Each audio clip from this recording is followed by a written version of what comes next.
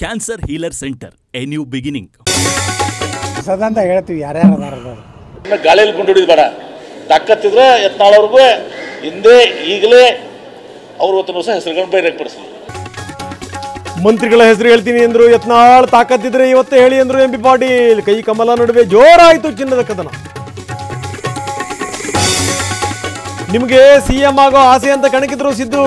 ಅಪ್ಪ ಆದ್ರೆ ಮಗ ಮುಖ್ಯಮಂತ್ರಿ ಆಗಬೇಕು ಅಂತಿದ್ಯಾ ಅಂತ ಕೇಳಿದ್ರು ಯತ್ನಾಳ್. ವಿಜೇಂದ್ರ ಎದುರೇ ನಾಯಕನ ಗುಟ್ರು.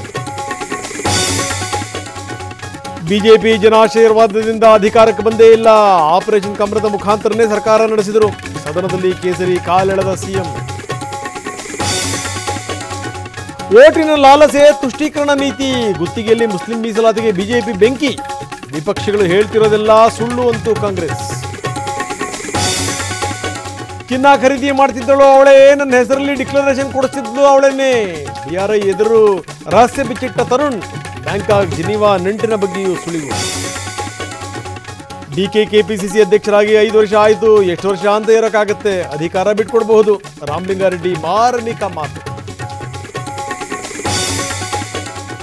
ಬಿಎಂಆರ್ಸಿಎಲ್ನಿಂದ ಕನ್ನಡಿಗರಿಗೆ ಅನ್ಯಾಯ ಆರೋಪ. ಕಾರ್ಯಕರ್ತರಿಂದ ಕಚೇರಿ ಮುತ್ತಿಗೆಗೆ ಪ್ರಯತ್ನ.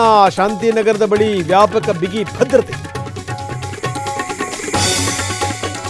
ಹಾವೇರಿಯಲ್ಲಿ ಜಸ್ಟಿಸ್ ಫಾರ್ ಸ್ವಾತಿ ಕೂಗು. ಮಾಸೂರಿನಲ್ಲಿ ಅಂಗಡಿ ಮುಂಗಟ್ಟು ಬಂದ್.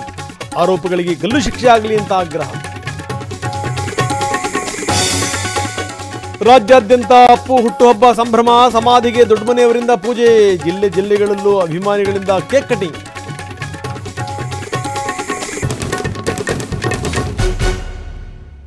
Cancer healer centre a new beginning.